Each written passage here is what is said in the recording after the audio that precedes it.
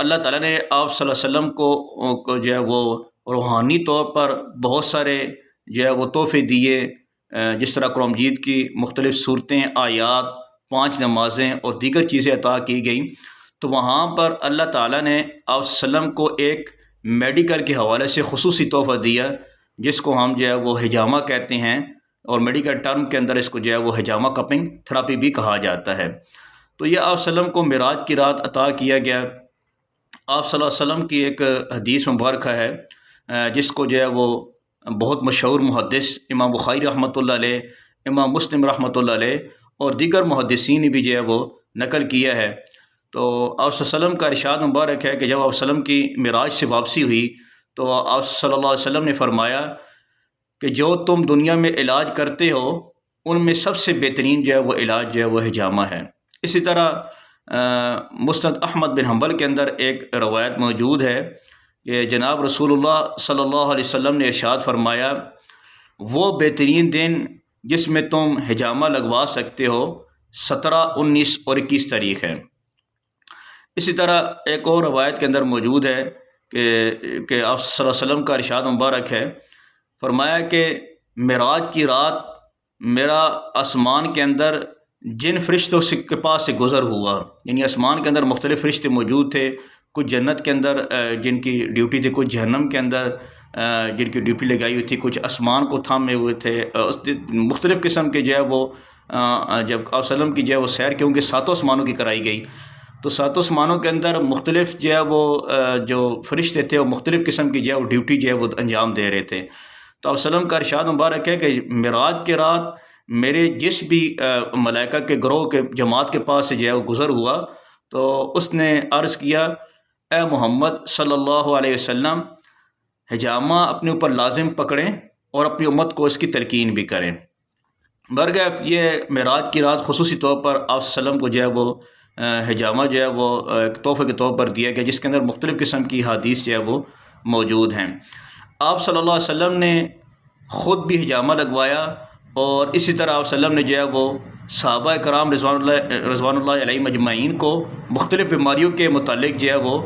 بتایا بھی کہ ان بیماریوں کے لیے آپ حجامہ لگا سکتے ہیں۔ جس طرح آپ صلی اللہ علیہ وسلم نے جو ہے وہ خود نکسیر کے حوالے سے جو ہے وہ حجامے کو حکم دیا۔ اسی طرح گلے کے اندر کوئی غدود بن جائے، جس طرح بچوں کے بعد اوقات جو ہے وہ گلے کے اندر اس طرح کوئی غدود سی بن جاتی ہے جس کو سانس بند ہونا لگ پڑتا ہے، تو آپ صلی اللہ علیہ وسلم نے خصوصی طور پر حکم دیا حجامے کا۔ اسی طرح جوڑوں کے درد کے لیے، جادو کے لیے، بلڈ پریشر کے لیے، پریشانی کے لیے اور معدہ اور جگر کے مختلف امراض کے لیے آپ صلی اللہ علیہ وسلم نے خود جو ہے وہ حجامے کا حکم دیا، جو حدیث کی مختلف کتابوں کے اندر جو ہے موجود ہے۔ ایک بات جو بہت زیادہ اہم ہے وہ یہ ہے کہ حجامہ کے میں جو ہے وہ سنت طریقے کے کیا ہے، یعنی حجامہ کے جو ہے وہ کس طرح کروایا جا سکتا ہے اور کن دنوں میں کروایا جا سکتا ہے۔ تو یہاں پر ایک اہم چیز یاد رکھنے کی یہ ہے کہ حجامے کی 2 سنت حیثیت ہیں۔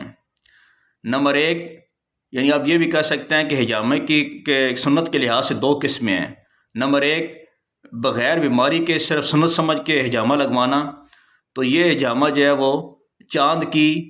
17، 19 اور 21 تاریخ کو جو ہے وہ سنت پوائنٹ پر لگوا سکتے ہیں۔ نمبر 2 جو ہے وہ حجامے کی سنت جو ہے وہ قسم یہ ہے کہ کسی بھی بیماری کا حجامہ لگوانا۔ تو یہاں ایک اہم چیز یہ ہے کہ حجامہ کسی بھی بیماری کا لگوانا یہ مستقل طور پر الگ سنت ہے۔ تو کسی بھی بیماری کا اگر حجامہ لگوانا ہو تو اس کے لیے کوئی وقت،